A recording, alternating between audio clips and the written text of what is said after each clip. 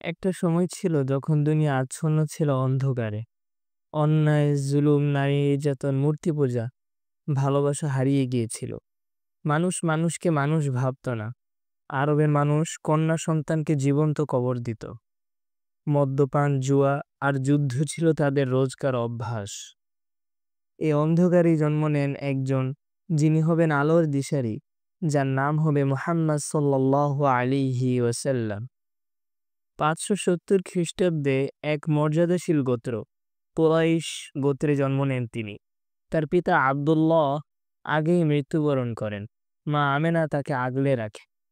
শিশু মুহাম্মদ সাল্লাল্লাহু আলাইহি ওয়াসাল্লাম দুধমা হালিমার ঘরে বেড়ে ওঠেন সাহস, দয়া ও সততার প্রতীক হয়ে। বড় হতে থাকলেন তিনি। মিথ্যা বলতে জানতেন না, কাউকে কষ্ট দিতেন না। তাকে বলা হতো আল আমির, সবচেয়ে বিশ্বস্ত। একজন শিশুর মধ্যে আল্লাহ সৃষ্টি করলেন এক মহামানবের গুণাবলী, যিনি একদিন বদলে দিবেন গোটা দুনিয়া।